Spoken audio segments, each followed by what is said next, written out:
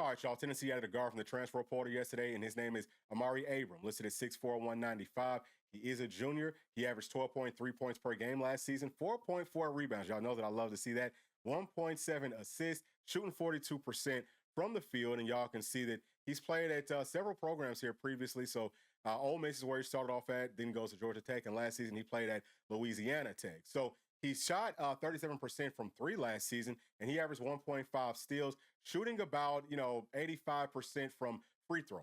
All those things look great. Obviously, Tennessee needed to add a shooting guard in the worst way. I like his game, man. He can, he can create his own shot. He can be a spot up shooter. Looks good mid range, outside. He can shoot from different areas, and he can also attack the basket. Has good handles.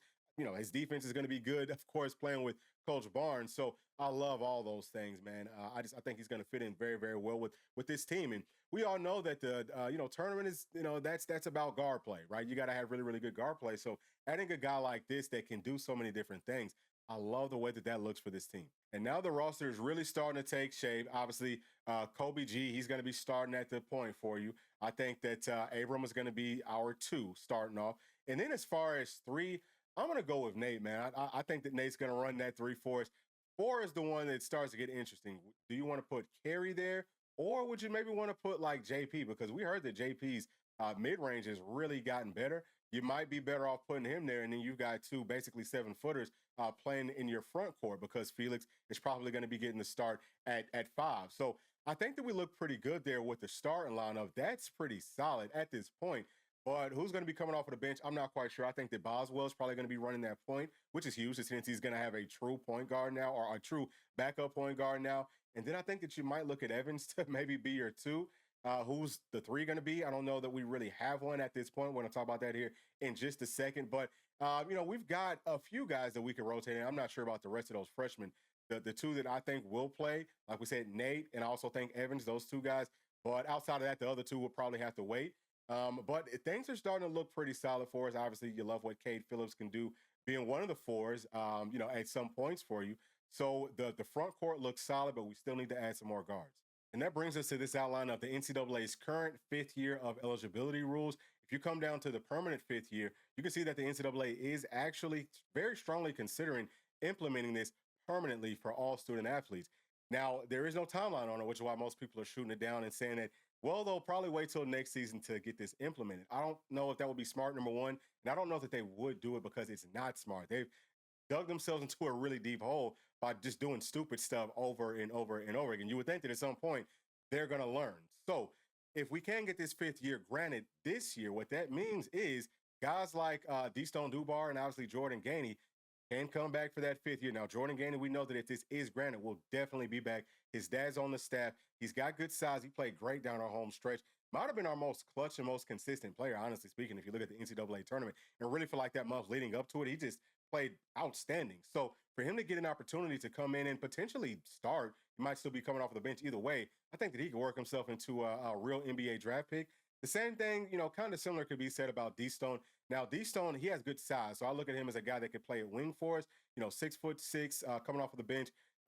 He's a strong guy. He can bang down low. He can shoot. He made some clutch shots for us. I think down the stretch, he did look a little bit stronger, but with one more year, both of these guys get significantly better. And obviously our team gets significantly better. Like, we could go from a roster that looks like, man, they could make it to a Final Four, to how the hell don't you win a national championship? Because we're bringing back some veterans that know, what Coach Barnes wants. They can be leaders, more leaders, inside of Tennessee's locker room, which is huge. And I also think that they're going to play very, very well for Tennessee. So the reason that I think that it's possible that the NCAA is going to do the right thing finally and actually implement this for this year is because if you look at some of these court cases, sometimes they're going to rule in favor of the NCAA and not grant that 5th year.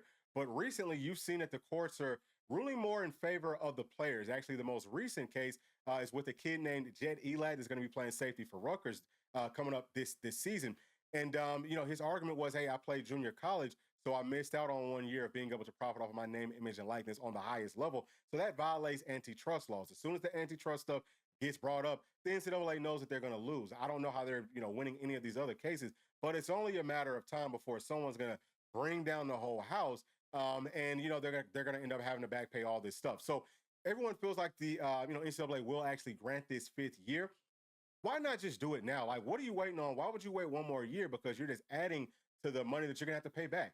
Like, granted, right here, right now, and let all these players come back so that that's less money that y'all have to pay, down the line. So that's what I'm thinking. I'm hoping that that is what ends up happening, but we don't know. I don't know, how much time they would have to actually rule on this before it's too late for our basketball players.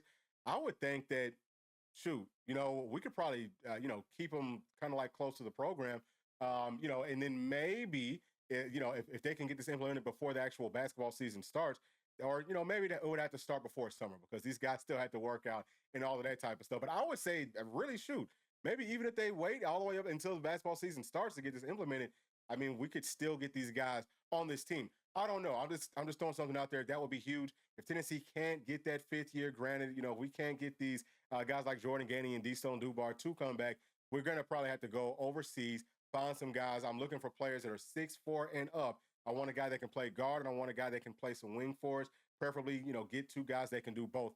We'll see how that whole thing plays out, but I'm definitely looking forward to our basketball season.